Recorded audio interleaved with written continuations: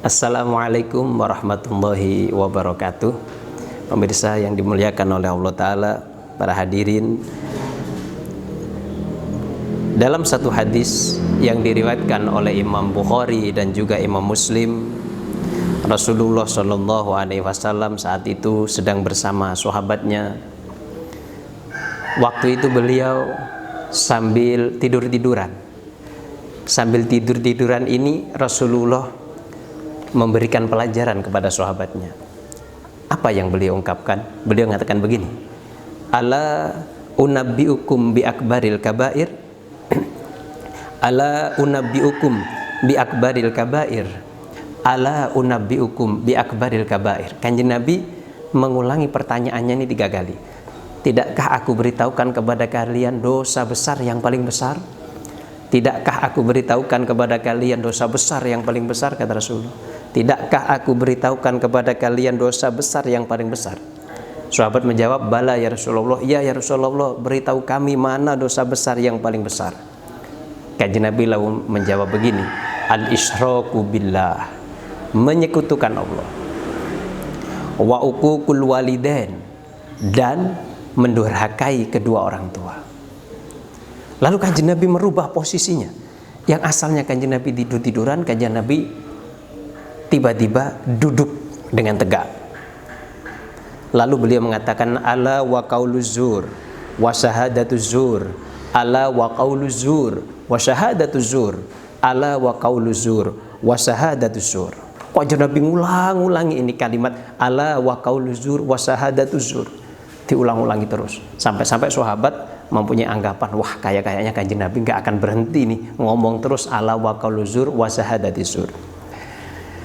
Pemirsa yang dimuliakan oleh Allah Ta'ala, hadis ini memberikan beberapa faedah kepada kita bahwa dosa itu ada yang dosa besar, ada dosa kecil, dan dari dosa besar itu ada yang paling besar sekali.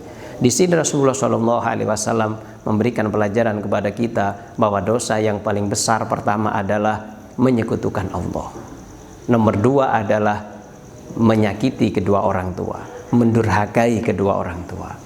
Setelah hak Allah kita laksanakan, hak yang paling utama harus dilaksanakan adalah hak kedua orang tua, yaitu dengan melaksanakan kewajiban kita kepada orang tua, tidak menyakiti orang tua, berbuat baik kepada orang tua. Yang lebih antik di sini adalah bagaimana Rasulullah itu merubah posisi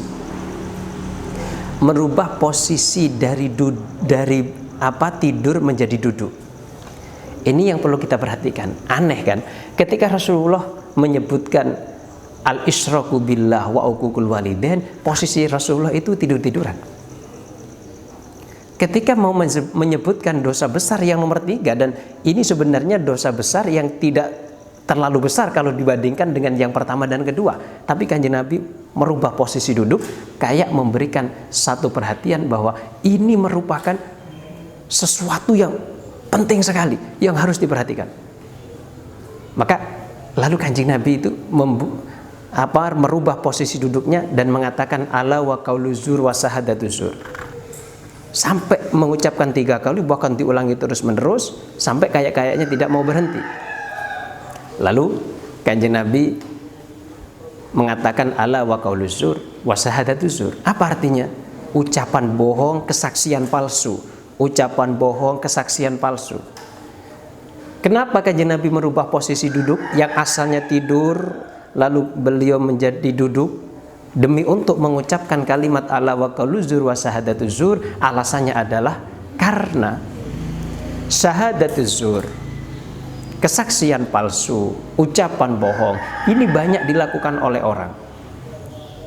orang Islam sekalipun. Banyak yang melakukan kebohongan, banyak yang melakukan kesaksian palsu. Jadi karena banyak faktor yang mempengaruhi orang itu berbuat bohong, orang itu bersaksi bohong, maka Kanjeng Nabi merubah posisi duduknya demi untuk memberikan perhatian kepada sahabatnya bahwa apa yang beliau akan sampaikan ini sesuatu yang penting sekali dan banyak terjadi di masyarakat, supaya masyarakat lebih perhatian tentang masalah ini, berkata bohong, bersaksi bohong.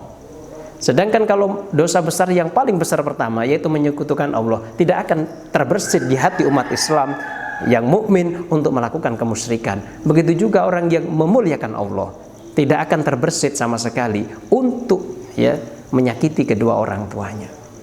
Faktor-faktor pendorong untuk orang musyrik menyakiti orang tua itu lebih sedikit, tapi faktor orang untuk berbohong, faktor orang untuk bersaksi palsu itu lebih banyak. Maka Kanjeng Nabi memperhatikan hal ini dengan cara merubah posisi beliau dari tidur menjadi duduk, supaya sahabat perhatian bahwa ucapan bohong, kesaksian palsu ini banyak dilakukan di dalam masyarakat, supaya mereka lebih berhati-hati. Demikian, wallahu alam. Assalamualaikum warahmatullahi wabarakatuh.